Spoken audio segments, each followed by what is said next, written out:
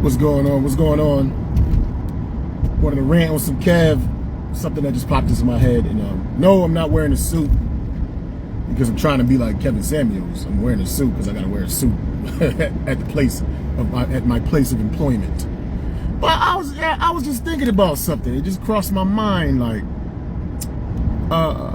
the majority of Kevin Samuels' following was black folks, whether you liked them or whether you didn't like them. If you tuned in to hate, you still was a follower. You were a negative follower. You were giving negative publicity, but you still was a follower. You know what I'm saying?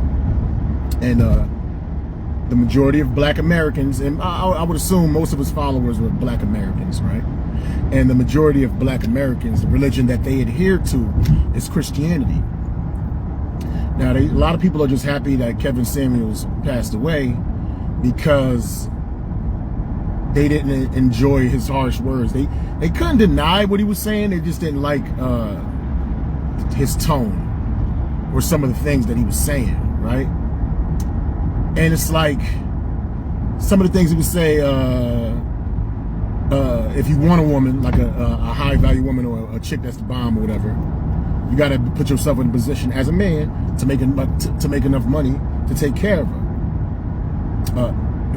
As a man, take care of your physical so you'll be able to protect her. As a man, take care of your physical so you can properly please her. You know? As a man, be motivated, pay your bills, take care of, just be responsible, right? And as a woman, if you want to land, now this is if you want to land this high value male or this type of guy, there are always exceptions to the rules. There's always a rich person that falls in love with somebody that's broke, that's not on their level. But we don't talk about exceptions here. We talk about reality. The reality of the situation is most people in a certain tax bracket, most men in a certain tax bracket will prefer a certain type of woman. A certain type of woman that's fit, preferably has no children or the children are grown. You know what I'm saying? If she's older, submissive and cooperative and support. And yes, he may have a harsh way, for entertainment purposes, he'll use the word fat and bitches, but only when he's provoked.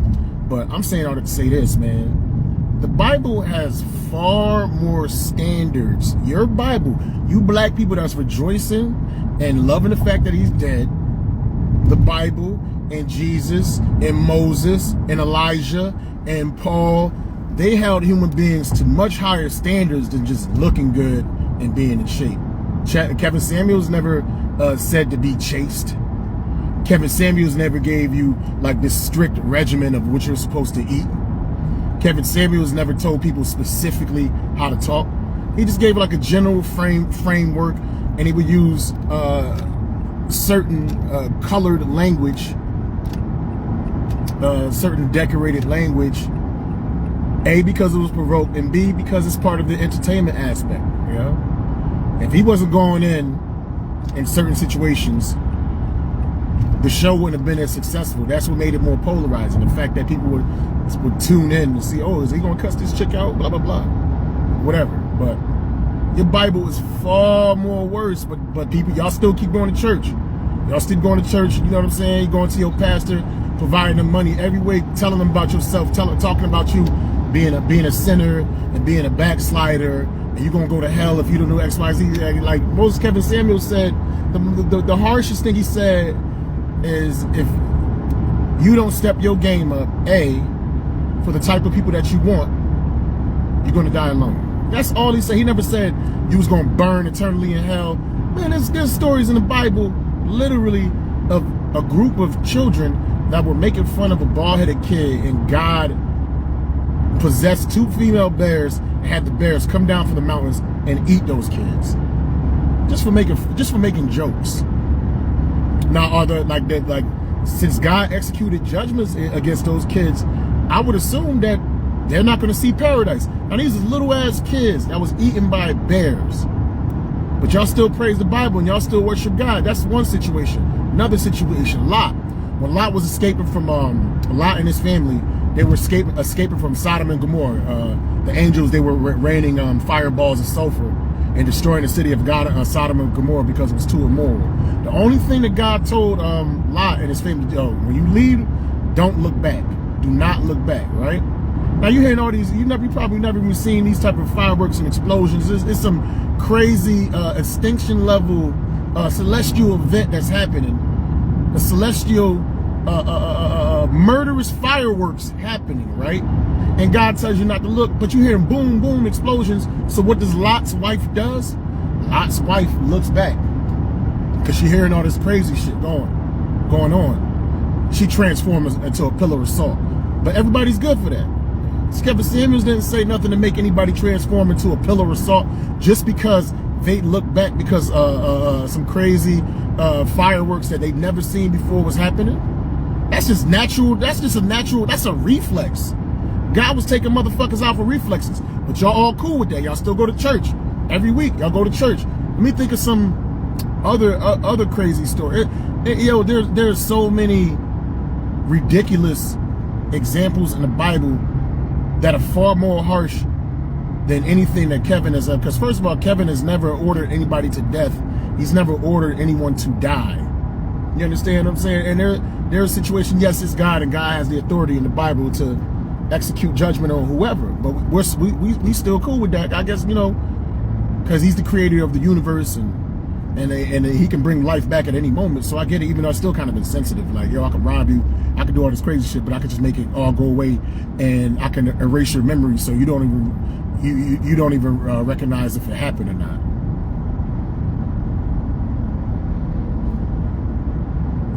You know what I'm saying? Like, that still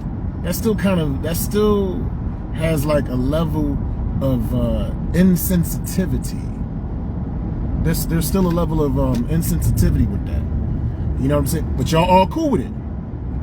Y'all all cool with that. You know what I'm saying? If it's a mortal man, that's basically spreading that, what Kevin was saying, man, to a degree, that's God's message, man. Stay in shape.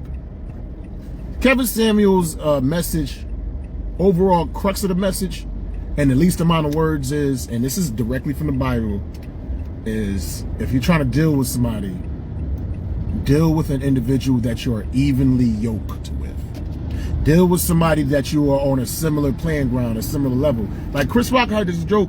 He said you can't see like a crackhead and what did he say? A lawyer or a crackhead? I don't know. I don't remember the specific setup.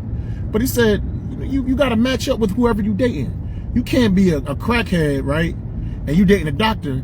And then you ask your significant other, what you going to do, doctor? It's like, I'm going to get do some surgery. What you going to do, crackhead? He said, I'm going to hit the pipe. It just, you know what I mean? Like this shit ain't balanced, man.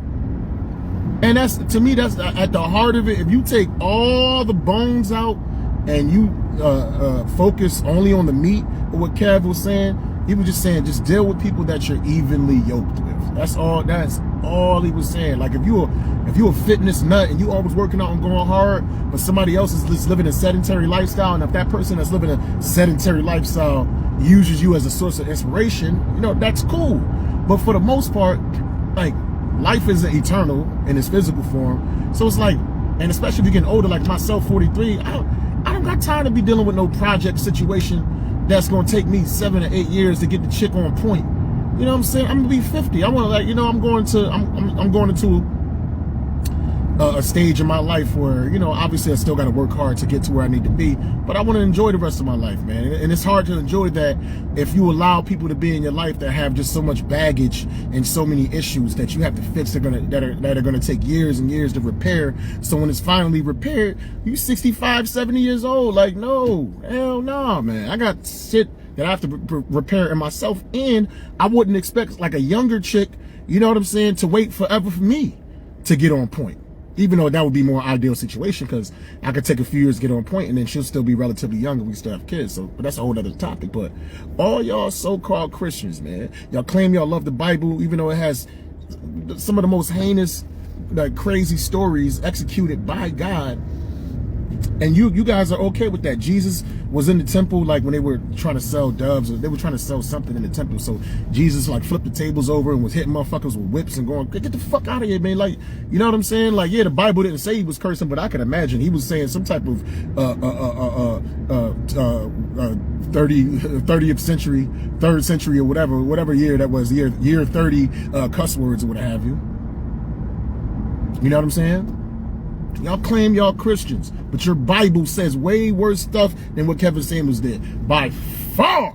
But y'all go to church every fucking week. Y'all adhere to that shit, that the Bible condemns homosexuality, the Bible condemns obesity, the Bible condemns, not paying your debts. The Bible condemns lying, lying and telling lies and stuff like that. The Bible condemns comedy because they fucking kill kids for making fun of a kid with a bald head. The Bible condemns all kinds of shit. The Bible is a reflection of all your negative bad shit, but many of y'all so-called Christians that, oh, we so happy that Kevin Samuels there. But the same stuff that Kevin was talking about, limiting your obesity, limiting what you eat and being evenly yoked. Your same Bible said the same exact shit, and you still hold and tout that shit, and you still want to proselytize and preach to people. Get the fuck out of here, man. That man was a saint, dude. So what, he said it in a somewhat harsh way, man. But that's what happens when you have saint-like polarizing figures throughout history. This always happens. They get killed, man. There's a whole bunch of people that are for this system and the way things are being run in this world. So when something comes to drive a monkey wrench in said system, the natural inclination for a lot of people that are part of said system is to give pushback, man. The natural inclination is to give pushback. A lot of human beings don't like change. A lot of human beings just like going along and getting along, as Kwame Brown would say. And they don't want to challenge themselves to elevate and change. So when you have a polarizing figure that's challenging you, and he might just have a certain type of delivery, instead of you changing or just turning it off, not opening that Bible, not turning on the YouTube, no, you want that individual to die. Jesus was just telling people to improve themselves so they can have everlasting life and live properly under his Father. And what did they do? Instead of adhering to what Jesus was saying, they killed him. They had an opportunity to let Jesus go, because the Pontius Pilate, he was the mayor or something like that, who was responsible for executing judgment over Jesus, but he knew that Jesus was innocent, but he didn't want the people to turn against him, so he wanted to leave the decision on the people. And he was like, listen, man, this is, I forget the exact quote, but he was like, I think Jesus is innocent, but it's not my call, but we have the opportunity to grant clemency to either Jesus or Barabbas. Now, Barabbas was a known killer, rapist, murderer, whatever he was. He was fucking scum. And the people hated Jesus.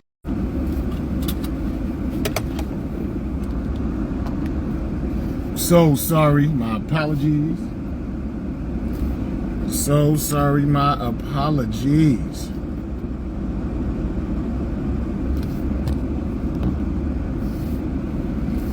Yeah, man, the conversation was getting hot. Ah, shit. The conversation was getting juicy, man, and then freaking, it's hot outside. You know, the interior of my car was real hot.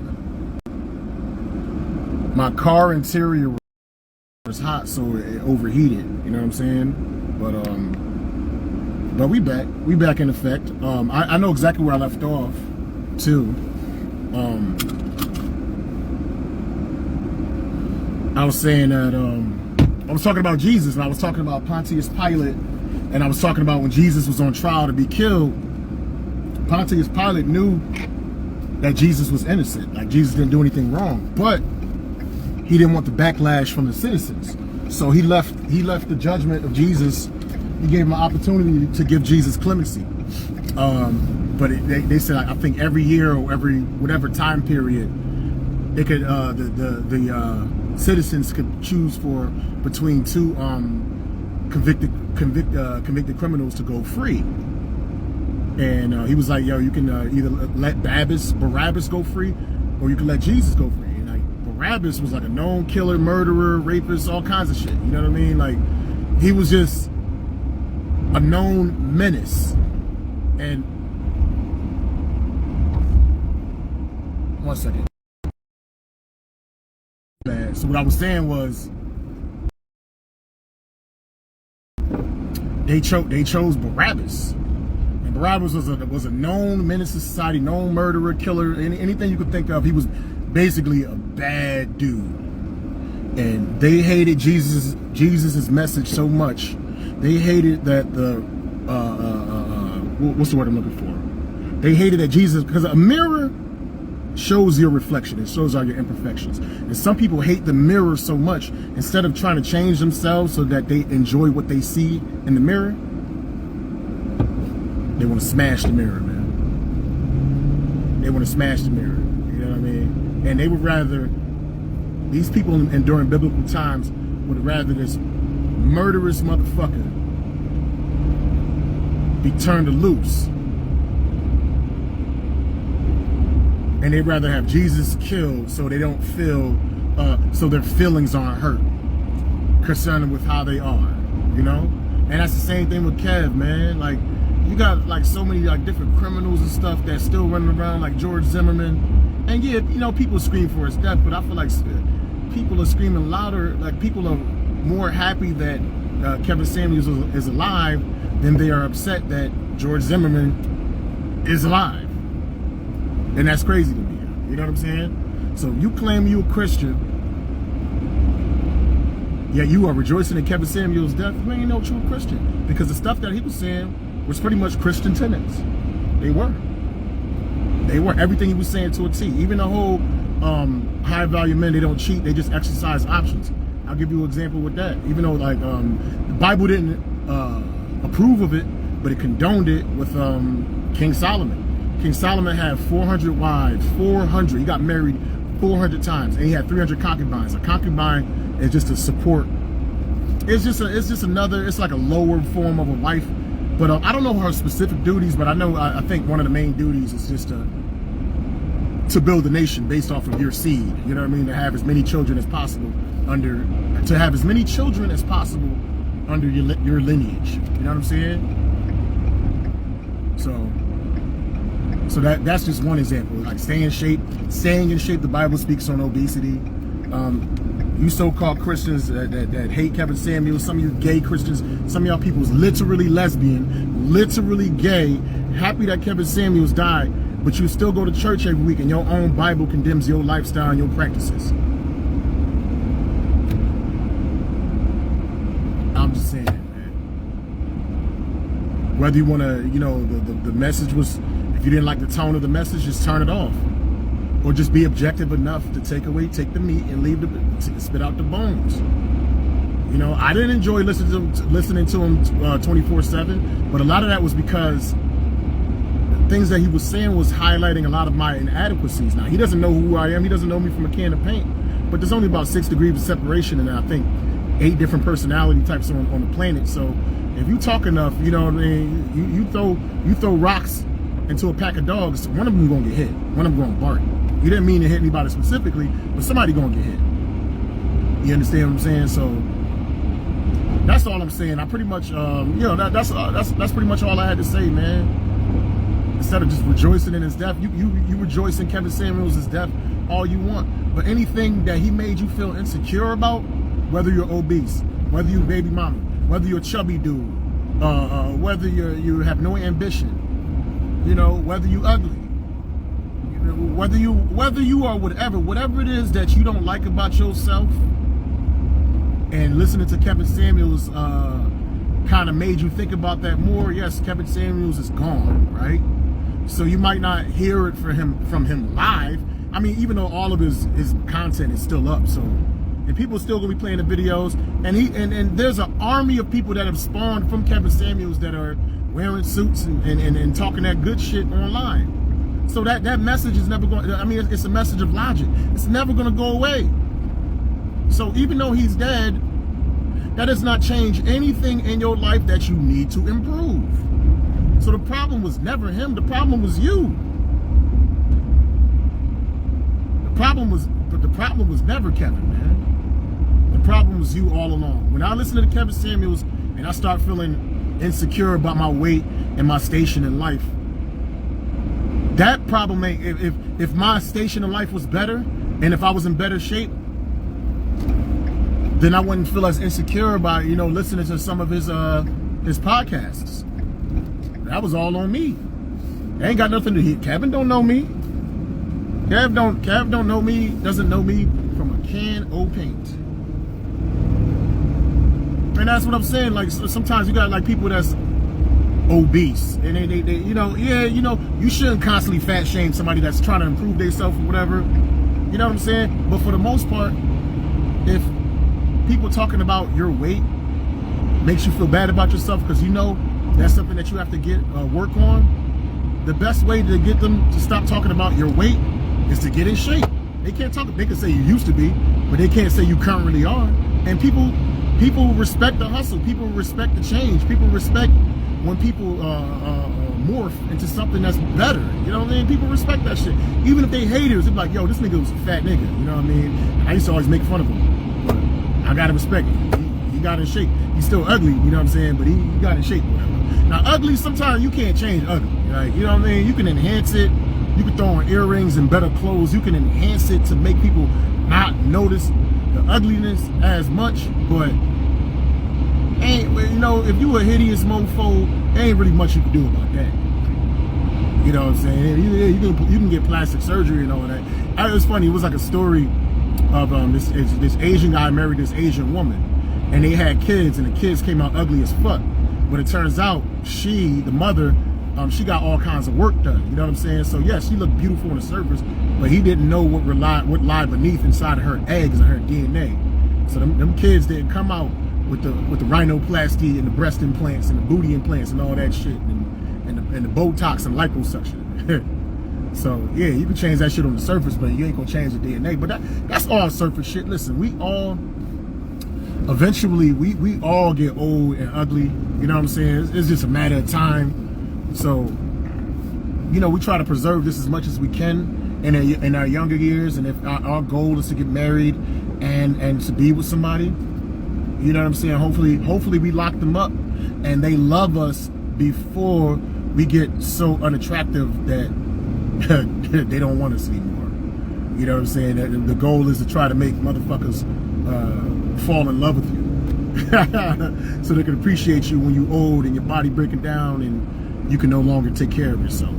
I'm guessing, but yeah, man. If you rejoicing over Kevin Samuels' death, like, I'm only speaking to so-called Christians. I'm not speaking to every religion or everybody. I'm specifically speaking to a certain demographic, but I noticed there's a lot of black folks that's cheering over his death, and a lot of black people are Christians, man. And there's no way in hell. Like, the Bible was way more harsh, and some of the figures and characters in the Bible were far more harsh, but y'all still go to church every single week. Y'all still give up that good money every single week, and y'all still try to get other people to go to your church. But because Kevin Samuels wasn't in your church, or he didn't, I think he was a pastor too. I think he was an ordained minister. I'm not 100% sure about that, but he wasn't pushing blatant Christianity, but the basic stuff that he was pushing were basic Christian tenets, basic stay in shape and be evenly yoked with whoever it is that you choose. That was his message at the core. If you got a problem with that, you're not really no real Christian, man. You need to re-examine your Bible, re-examine everything, or you need to just get rid of the Bible all together completely and just go, just adhere to something else.